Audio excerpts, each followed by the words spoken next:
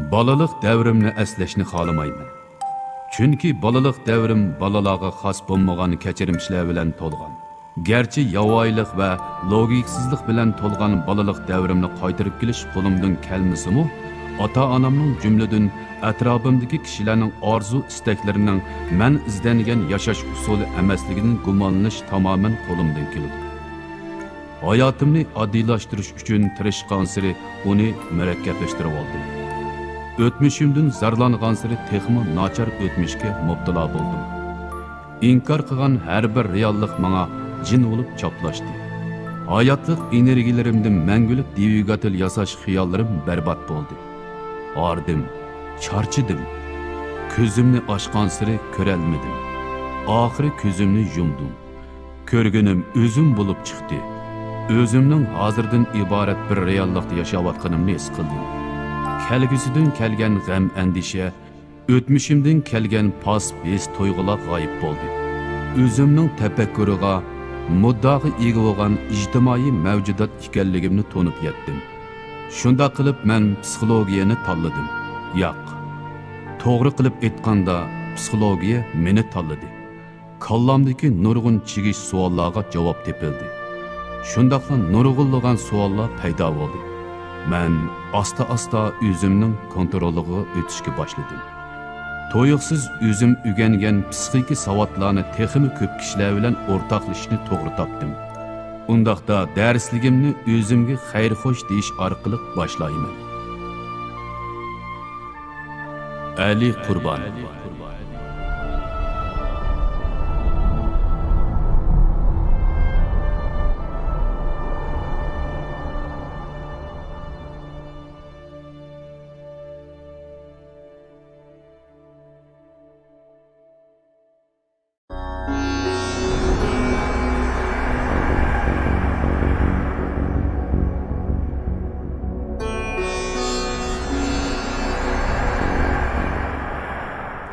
Men tuanda sizlarga bolalarda ko'rilgan 3 xil psixik mexanizm tushuntirib qo'yman. Buni birinchisi nimasi ideallashtirish. Ideallashtirish degan nimasi har qanday bola kichik davrdan boshlab ota-onasini mukammal obraz qilib, ota-onasining rolini o'tashga, ota-onasining xarakterini yuqishtirishga boshlaydi. Shunga bir oilada dadalan onaning masalalarga qanday muomala qilishi, meselelerni qandaq bir taraf qilishi, bir-birisiga bo'lgan muomalasining hammasi amaliyotda bolalarda shu ota-onasiga nisbatan o'rnak elishni keltirib chiqaradigan gap. Biz buni odatda ideallashtirish deymiz. Ikkinchisi yo'tkash. Yo'tkash degan nima degan vaqtda yo'tkash deganimiz biz bundaq o'ylaylik. Masalan, bir oilada 4 odam bo'lsa, 2 farzand va uning ota-onasi bor. Demak, bu 2 farzandning ichidagi ma'lum birisi bu ailede üsep çoğun buluş jarayonida faqat 3 odamni ko'rib çoğun buldu. Dada, ana, andikin o'zining aksi, achisi yoki singlisi. Demak, bu balaning kallasida 3 odam bir qilibni shakllantirdi. 3 qilib bor degan gap bu odamda, bu balda. Ham bu bal keyin jamiyat chiqqan vaqt qanday qildiysa, barliq odamlarni 3 qilib selib tushundi. Yoki bu qilibga tushmiz shu degan vaqtda tatib onunğa söylep ekirdiği aşılar şekillendi. Şuna yo'tkashning asosliq ko'rayotgan ko'pincha ta'siri nada bo'layotsa shaharda. Chunki shaharda odatda yadrolik oilalarni maqsad qildi. Yadrolik oilaligimiz masalan bola hargizmi cho'ng dadasi, cho'ng opasidan birga yashamaydi. U faqat dadasi, opasi anakin ma'lum bir aksi yoki achisi yoki singlisi yashaydi. Bundaq bolalarda nima shakllanadi desa, uni jamiyat chiqqan vaqtda saladigan qilipi ozayib ketadigan gap. Shuna bolalarning amal bor, o'zining tuqqanlari bilan ko'proq kurashtirib berish, qo'shnilar bilan kurashtirib berish, yoki qo'shnilarning bolalari bilan kurashtirib berish. Ish qilib bola kichik vaqtdan boshlab ko'p odamlarni ko'rib cho'ng bo'lsa, u keyin jamiyat chiqqan vaqtda uning odamlarni saladigan qilipi bir qadar ko'p bo'ldi degan gap. Masalan, ba'zilar uyda to'liq qilib shakllanmagan vaqtda qandaq bo'lishi mumkin desa, balkim u o'zining boshlig'ini yoki xo'jayinini dadasiga o'xshatib berishi mumkin. O'qituvchisini onasiga o'xshatib berishi mumkin. O'zining xizmatdoshlarini ma'lum odamga o'xshatib berishi mumkin. Hatto u o'zining keyin to'y qilgan juftini yoki o'zining rafiqasini deb qo'yamiz, unimi uydagilarning ichidagi ma'lum birisiga so'rab kelishi mumkin. Bu odatda ayollarda ko'p uchraydi. Ayollar doim o'zining yo'ldishini o'zining dadasining xarakteriga moslashtirishni xohlaydi. Dadasi apsi qanday muomala qilgan bo'lsa, yo'ldishiningmi o'ziga shundoq muomala qilishni talab qilib oldi. Ercho deganda ermo o'zining ayolini doim o'zining apsiga o'qishni umid qiladi. Meyl tamoq ichish uslubi bo'lsin, meyl bola qarash uslubi bo'lsin, yoki uy ishlarini qilish jihatini hammasida apsini o'ylab, apsining qilipiga selish qitirishadi. Agar bu qilib tushmaganda bo'lsa, og'rinish paydo bo'ladigan gap. Shunga ayollar o'zining qarshi tarafdan ayoldan yoki yo'ldishdan ma'lum narsani talab qilgan vaqtda mushu mexanizmga sal diqqat qilish kerak. Zodi bu mukammallik yoki bu xil talab qilish zodi nadin kelganlikka yaxshiroq diqqat qilsa, buni yaxshiroq bilalaydi. Bundan biz nimani tushunyapmiz desa, bolalarning amalba kichik vaqtida ko'p odamlar bilan ko'rishib turishi, bu albatta keyingi ularning qilipini jiqaytishni, qilipini ko'paytib beralaydi. Uchinchisi qayta yaratish. Endi qayta yaratishga bek diqqat qilish kerak. Qayta yaratishni biz odatda bevosita tarjimasida mutaxassislashtirish deb ataymiz. Mutaxassislashtirish degan nima desa, masalan, ma'lum odam kichik vaqtida ma'lum bir narsa usti bo'lsa, masalan u bolalarga o'zining kichik vaqtida do'stlarga she'r aytish usti bo'lgan bo'lsa, u cho'ng bo'lgan vaqtimi she'r aytishni yaxshi ko'radigan, amalba she'r to'g'riliq gaplar chiqib qolsa, bundaq gaplarni anglashga yaxshi ko'radigan, agar hech qanday bundaq gaplar bo'lmay qolsa, u maxsus she'r aytish so'rini hazırlaydigan yoki shundaq vaziyatni amalba yaratib oladigan bo'ldi. O'xshash prinsip bo'yicha bir bola o'zining kechirmishini, ya'ni kichik vaqtida mayli ota-onasi tarafidan azoblangan bo'lsin yoki xo'rlangan bo'lsin, bu jarayonda xuddi she'rga usti bo'lgandek, mush xo'rlanishqimi uni taqobil turishda bir xil mingida, masalan, ma'lum bir siziq ashnaga nisbatan bir qobiliyat paydo bo'ladi. Bu qobiliyatni cho'ng bo'lgan vaqt qanday qiladi desa, xuddi she'r usta odam keyin she'r muhit yaratgandek, bumi xo'rlanish muhit yaratib turib oldi. Yoki buni texnik tafsiliy deb bilsam, bir qiz ne kichik vaqtida akasi yoki dadasi urgan bo'lsa, xo'rlagan bo'lsa, bu qiz cho'ng bo'lgan vaqtda nima ish qildi desa, yanlam mush qizni xo'rlaydigan yoki ko'pincha tillaydigan, urdigan ma'lum bir odamni topidi, shuni ular to'y qilib kelish mumkin. Biz buni odatda sadizm deb qo'yamiz. Bu qandaqdir maskep qilish emas. Bu nima desa, bu ashning qayta yaratish mexanizmi deymiz. Ash holatini qayta yaratib chiqadigan gap. Agar buning yo'ldoshi uni umizchon, tillimizchon, u qanday qilish mumkin desa, balkim u balısını o'zining o'rniga ko'chirish orqali balisiga buni yo'tkib yetishi mumkin. Shunga Uyg'ur maqol tamsillaridan masalan qizvalni us bo'lmaydi, baxtsiz bo'lib qoldi degan gapning albatta nurg'un ilmiy asosi bo'ldi. Chunki u kichik vaqtida akasi yoki dadasi tarafidan tayoq yegan bo'lsa, bu uning kallasini nim shakllantirib qo'ydi desa, qayta yaratish mexanizmini shakllantirib qo'yib, u cho'ng bo'lgan vaqtimi shu xil holatni, shu xil so'rinni hozirlaydigan holatga tushib qolgan gap. Endi mana yo'tkashda ba'zi cho'nglarmi ishlatib qoladi. Masalan, bir anani kichik vaqtida apsi to'xtamay tilgan bo'lsa, yoki dadasi tilgan bo'lsa, yoki o'zining kichik vaqtida ma'lum odam o'ch bo'lib qolgan bo'lsa, balkim bu ana cho'ng bo'lgan vaqtda bolasini o'zi ayni vaqtda o'ch bo'lgan odamning o'rniga dasib turib, uni vaqirab ketish mumkin. Ba'zi ayollar, ba'zi onalar bolalarga shundoq vaqirab, haqiqiy cho'ng odamga o'xshab muomala qilib, uni tillab, o'zini tutulanmagan holda ayblab ketadi. Keyin ajab, men bolamga bundoq vaqirab ketdim deb, o'zi bir xil gunoh tuyg'usi shakllandi. Amaliyotda buni na'dan ko'ramiz desa, ana balık aşındaq vaqırgan vaqtda yaxshi o'ylash baxsi bo'ldi. Zodi bu vaqirash balaning xatolik vaqiratamdi yoki bala shu ananing balliq davridagi o'zi o'ch ko'rgan yoki uni azoblagan ma'lum odamga yo'tkilib qilyapti. Agar buningga diqqat qilmagan vaqtda ba'zida balalarning kichik xatoligini deb ularga rasmiy odamga muomala qilgandek uni ayiblash holatlarimi mushundan kelib chiqadigan bo'ldi. Undan boshqa bir misol ko'rsatsam, masalan, bir bola kichik vaqtida daim ata-anasının cidilini ayırıp çoğun boğan bolsa. Mesela ata anasından dadası uruşudu, bu bal ayrıydı. Anasından dadası uruşudu, bu bal ayrıydı.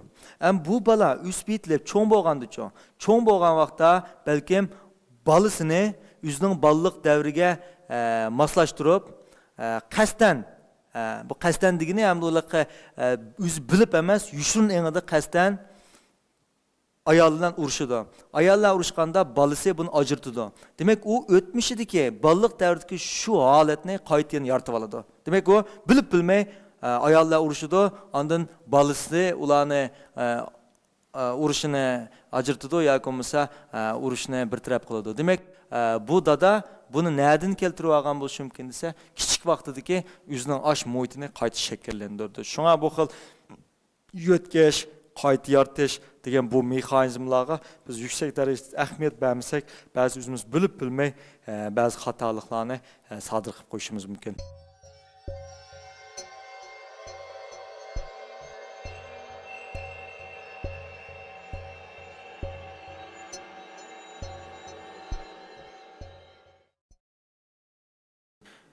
Unda olsa men tuvende ballarni qanday qilgan vaqtda umid var qilib cho'ng qilib bo'ldi, psixikasini saqlab qilib cho'ng bo'ldi. Bu to'g'rida men yana asal bir nechta nuqtani tilga olishim kerak. Birisi ballarda qarar chiqarish iqtidorini yetildirish.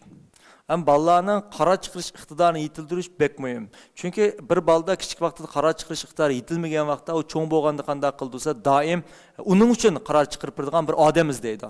Mesela ballık vaxtida hemmiş ata-anası uğurlaştırıp etse, bu balık çoğun boğandı çoğulsa, yana onun işlerini, kararlarını uğurlaştırıp turgan adam izlep turib aldı. Onun özlük, ma'lum narsani mustaqil holda bir taraf qilgan iqtidor kamlaydi. Unda bu xil qaror chiqish iqtidorini qanday shakllantirmasa, men oldin bir deb ketdim. Oilada nurg'un ishlar bo'ladi. Ba'zi ishlarni qarorlarini ballarga tashlab bas bo'ldi. Albatta bu qarorlar qismi cho'ng öy setilish qarori, ya qandaq mashin setilish qarori, yoki naga berib sayohat qilish qarorlari bo'lmasi mumkin. Ammo kichik qarorlar bo'ldi. Masalan, bugün qaysi tamoqni yeyishni ballarga tashlab bas bo'ldi. Qaysi tamoqni asli bo'ladi. Yoki bo'lmasa tamoqqa masayni jiqroq ishlatdi yoki masaynimi? Yoki bo'lmasa biz bayatdan dedik, o'zining kiyimlarini qo'yib berish orqali qaysi kiyimni kiysa shuni tanlatqizish. Yoki bo'lmasa hatto ba'zida bundaq ijobiy usullarni qo'llansa bo'ldi. Masalan, ana ko'ynakini ilib balasiga men qaysi ko'ynakni kiysam bo'ladi, sen men uchun qaror chiqarib bersa, buningmi ijobiy roli intayin kuchli bo'ladi. Demak, bal tarbiyalash jarayonida balning ata-ona uchun, uy uchun ba'zi ishlarni qaror chiqarishni ballarga tashlab bersa, balada birisi o'ziga ishonch tuyg'usi kuchli bo'ldi, yana birisi qaror chiqarish iqtidorimi kuchli bo'ldi. Ikkinchisi oila qimmat ko'z qarashi. Oila qimmat ko'z qarash degan nima esa, men mush ba'zi yoshlarning ba'zida uydagilar doim mandaq deydi, dadam mandaq deydi, dadam herkes jıqlama deydi, dadam jıqılğayırın ornundan turbalam deydi, dadam mandaqıl deydi, degan ba'zi gaplarni anglaymiz. Oila qimmat ko'z qarash degan nima esa, dal balliq davrida ota-ona to'xtamay qitim sonini oshirish orqali ma'lum bir jumla gap, bek jiq emas, ma'lum bir jumla gapni, muhim bo'lgan jumla gapni baliq singdirib mangsa, bala nurg'un terbiyani unutib qolgan bilan ashundaq ko'p qitim takrorlangan bundaq qimmat ko'z qarashlarni esi tutib oladi.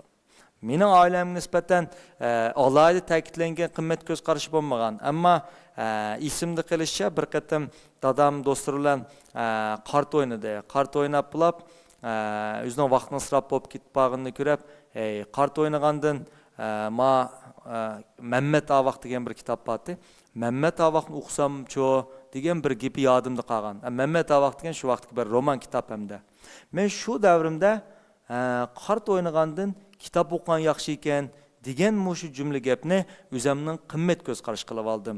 Men ta bugun kun kelganda men mush bir jumla gap uchun, mush bir jumla mening esimda intan qolganlik uchun nurg'un ishlarni qilgandan kitob ko'rgan yaxshi degan singib ketgan bo'ldi. Bu ballarga cho'ng bo'lgan vaqtda bundaq gaplarni qilsa asosiyatdan bu singmaydi. Shunga balliq davridan tortib ota-ona o'zining sharoiti, vaziyatiga asosan ma'lum bir jumla gapni yaxshi ash baliq foyda qiladigan jumla gapni tepib buni oila qimmat ko'z qarash qilib olsa, bola cho'ng bo'lgan vaqtimi dal uning mingisida mushning nisbatan to'liq kuchli inkas shakllanadi.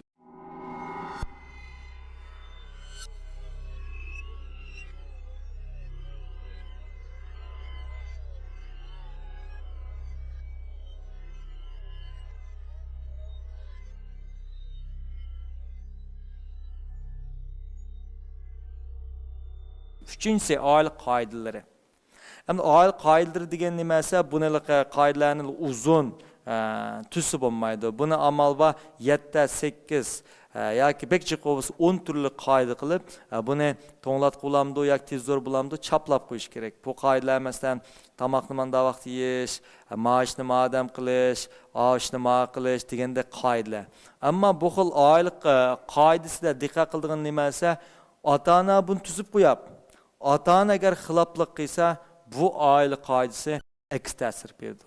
Şuna ata-ana chuqum o'zini yaxshi dangsab baqib, agar shu qoidaga o'zin bo'ysun olsa, bu qoidani tuzish kerak.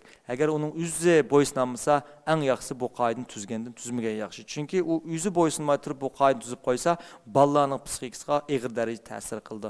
Shuna mushu 3-qoidaga, 3-nuqtaga kelganda ata-onalar chuqum o'zining amaliy ahvolini dangsab baqmasa olmaydi. Tuzgan keyin bo'ysunish kerak. Agar bo'ysunmasa, tuzmasimi, tuzmagan yaxshi. To'rtinchisi esa maqtash. Ammo shu maqtash masalasiga kelgan vaqtda ba'zi ota-onalar xato holda maqtab qo'ydigan ahvollar shakllanadi. Shunga men maqtashni bundaq 3 turga bo'lib qo'yman. Birisi uftiqini maqtash, ya'ni qilgan ishini maqtash. Yana birisi ma'lum ishni qilish jarayonidagi tirishchanligini maqtash. Uchinchisi o'zining kimligini maqtash. Undan men buni ayrim-ayrim tushuntirib qo'yay. Qilgan ishini maqtash degan nima esa, bola ma'lum ishni qilsa, buni maqtash, hatto uni mukofotlash. Biz oldingi vaqtlarda bu to'g'ri so'zlagan. Unda buni qaysi yoshgacha qilsa bo'lsa, 6 yoshgacha mush maqtashni ishlasi bo'ldi. Ya'ni qilgan ishini maqtab bersa, bolaning ishga bo'lgan ishtiyoqi zo'r darajada oshadigan gap. Uningdan ikkinchi esa biz tirishchanligini maqtaymiz. Chunki doimlar uning natijasini maqtab bersa, ba'zi balda nim shakllanib qoldi-sa, ma'lum ishni qilishga jur'atsizlik shakllanadi. Chunki men mushti qilsam, futi qozonmay qolsam, meni maqtamaydi degan tuyg'u shakllanib qoldi. Bunda vaqtda balla bu ishni qilmayli qutulib qoldi, ahvollar bo'ldi. Shunga maqtashning ikkinchisi nima esa, tirishchanligini maqtash, jarayonini maqtash. Ya'ni ma'lum ishni mayli qilasin, qilanmasin, ashni qilganga tirishqanligini maqtash. Chunki bir balaning yoki bir insonning keyin muvaffaqiyat qozonishi nim bilan bog'liq bo'lib qoldi bo'lsa, uning tirishchanligi bilan. U necha qatdan mag'lub bo'lib ketsimi, u tirishni bilan bilsa, u g'alba qilmaydigan hech qanday ish bo'lmaydi. Masalan, Edisonni misolga olsak, Edisonning lampochkaning qilini tepish jarayonida necha 100 qatdan mag'lub bo'lib ketdi. Uning shogirdi deydi, bu biz necha 100 qatdan buni topdik. Mush tepish jarayonida mag'lub bo'ldik. Biz eng yaxshisi voz kechibdilsa, Edison nim deb javob berdi-sa, bizning har bir qatim mag'lubiyatimiz amaliyotda bir xato lampochkaning qilini og'rib chiqdi. Demak, biz to'g'risiga qarab ketib boramiz degan. Demak, ballada tirishchanlik maqtab bersa, tirishchanlikqa intilish shakllandirsa, u hamon bir kuni muvaffaqiyat qozondi. Biz buni odatda tirishchanlikni maqtash deymiz. Uning natijasi bilan apilishib olmaslik. Bu xil holatda ba'zi bolalarning o'rganishni ilga surishga foydasi bor. Chuqumli natijasini maqtagan vaqtda bolalar men bayotin dedim, ma'lum narsani qilishga jur'atsizlik kelib chiqadi. Agar tirishchanlikni maqsad bo'lsa, u bilanmisimi, hamon tirishib keyin hamon biladi, tirishib keyin hamon muvaffaqiyat qozondi. Uchinchisi nima degan vaqtda, uchinchisi kimligini maqtash. Bu kimligini maqtash degan nima esa, osh bolaning bir individual ekanligi, individualligimiz boshqalarga o'xshamaydiganligi.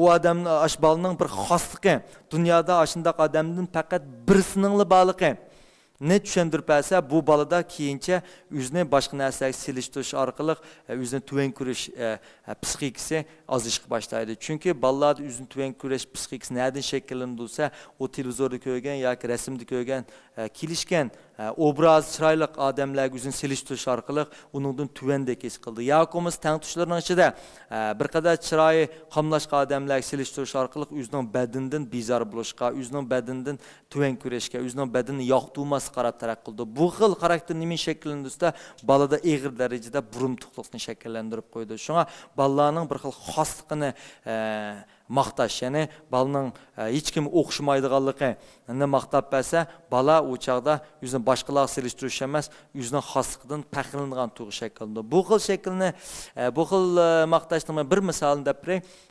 Masalan, lopaynak orqali balaning barmog'iga tutib baqsa, barmoq izi ko'rindi.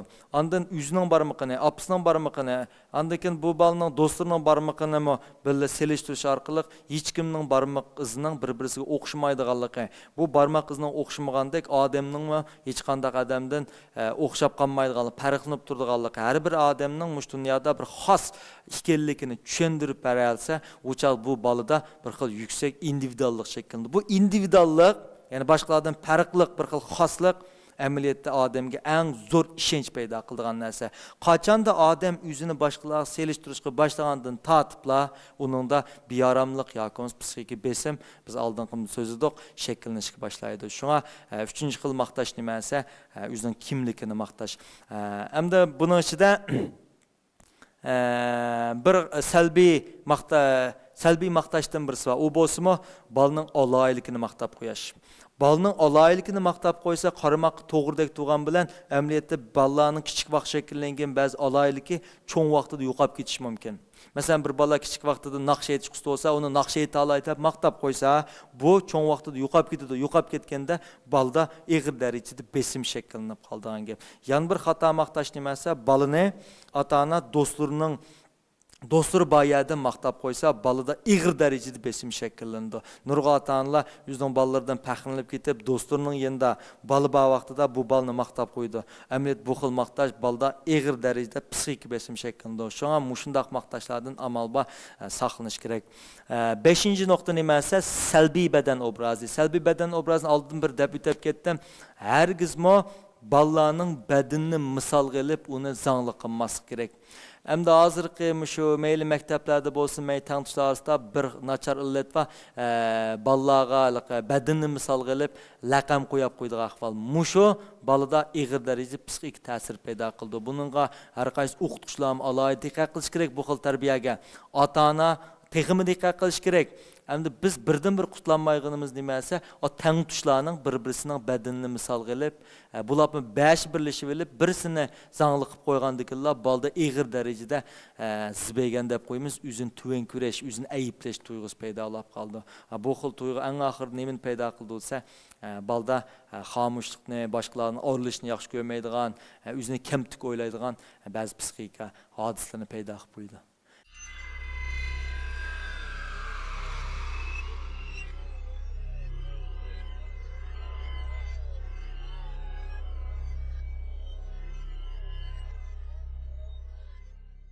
Onda olsa, mening so'zlaydigan darsim tugab qoldi. Agar so'moqchi bo'lgan savolinglar bo'lsa, o'tirib qo'ysam bo'ldi.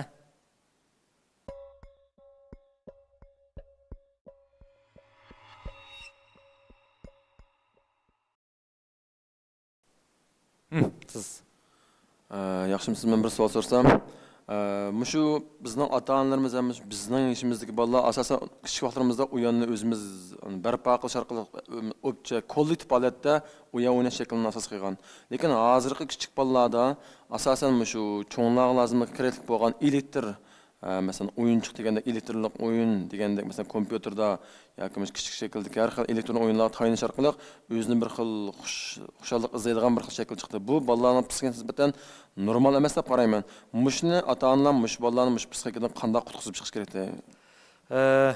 Abdu burunqi bolalarda odatda sirtqi muhitda o'ynashni, ya'ni tabiat bilan jiqroq shug'ullanib turishni asos qildi. Albatta yeşillikni, hayvanlarni ko'p ko'rib berish bolalardagi otizmlik, ya'ni otizm deganimiz bikini velish psixikasini bikini velish psixik kasallikni 12% deymiz. Ammo bu xil kasallik payız bo'lishidan bolalarning aqli ideyasining echilishiga bek payız var. Mesela yeşilliklarni, tabiat narsalarini ko'rish. Yani halbuki bugungi kun kelgan vaqtda nurg'un bolalarning haqiqatan da telefon, televizor ya kompüter qatorliq narsalarga haddan ziyod e'tibor berish hodisi var. Albatta buning mingisiga bo'lgan ta'siri haqiqatan da ig'ir darajada ziyna hisoblanadi. Unda bundaq harakatlarni qanday qilish kerak, qancha vaqtda bundaq narsalardan shug'ullansa foiz deganda psixologlarning hozirgacha bu narsaga nisbatan aniq avval bu xil narsa kirib qolgan odamni qandoq to'sash to'g'risida aniq psixikalik usuli yo'q. Ammo kichik vaqtdan boshlab tarbiyalasi bo'ldi. Ya'ni oila qoidasi deganga selibesi bo'ladi. Mush oila qoidasidan boshlab buni tarbiyalab chiqsa, ya'ni televizor, kompyuter qatorliq narsalardan eng ko'p bo'lib ketsa 2 soat, bo'lmasa amal bor 1 soat. Uningdan boshqa bolalar televizor ko'rganda chuqum ota-ona ular bilan birga kurash kerak. Chunki televizorning bolalar olgan ta'siri intan kuchli bo'ldi. Ular televizordagi barliq narsani rost deb o'ylaydi. Hargiz uni mavhum yoki masalan bir ilon chiqqan bo'lsa, ilon nim degan bo'lsa, buni rost deb o'ylaydi. Men bayatında bitib ketdim. Ularda bir fantaziya dünya bağı hesaplandı. Şuna bunda vaqtda ata-onalar çoxum televizordagi ba'zi narsalarning yolg'on fantaziya ekanligini tushuntirib o'ttamisa, bolalarni yolg'iz televizorning oldiga qo'yib berganda televizorning mazmunlari bolalarda ig'ir darajada psixik dunyosini, mavhum dunyoni shakllantirib qo'ydi. Kompyuter dunyosi cho'sa, kompyuter dunyosida ba'zi bolalar qiziqib kirib qoldi. Nimish qolsa, chunki uning o'zi mashg'ulot qilganlik uchun biz buni aktiv uyan deb qaraymiz. Shuna bolalarni bu xil uyanlardan, bu xil televizorlardan chetlash uchun mush oila qoidasi orqali kichik vaqtdan boshlab tuzbirish orqali tarbiyalab chiqish kerak. Allıburun bununla kirib qolgan bolalarni chu degan vaqtda asta vaqtni azaytish orqali anandayken bunundan o'zini chetlash kerak. Ammo bir narsa aniqki, bu xil elektronlik narsalarning, ya'ni elektron o'yin bo'lsin, televizor programmalarining bolalarning taraqqiyotiga qilch pay solmaydi.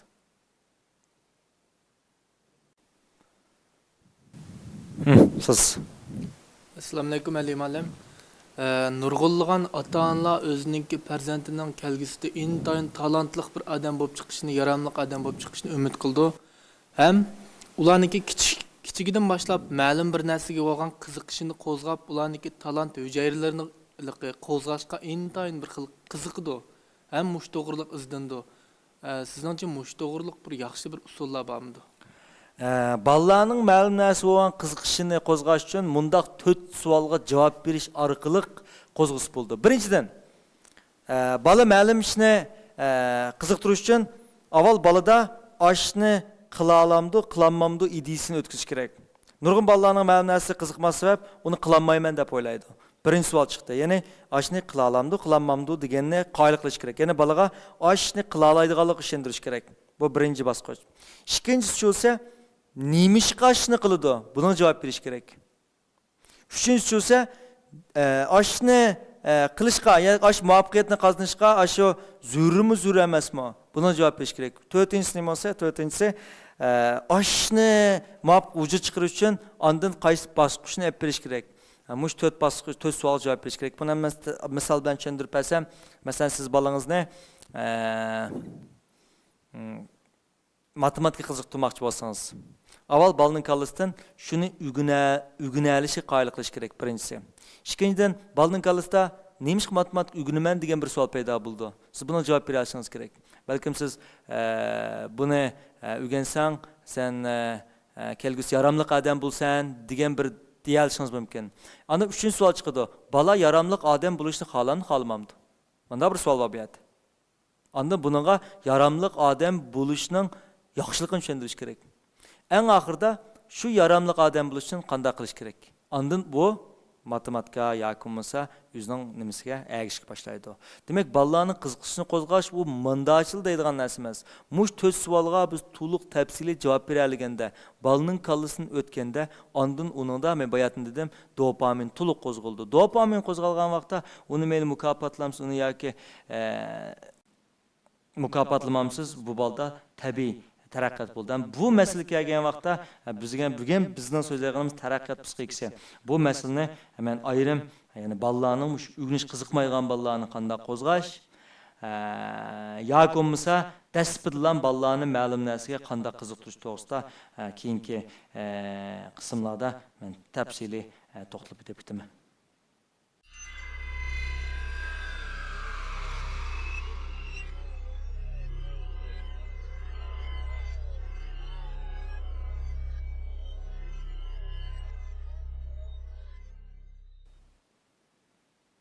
Bundan bugünkü dersimiz müşahede ayaklaştı. Hemen anlap bergenliğine rahmet. Hoş.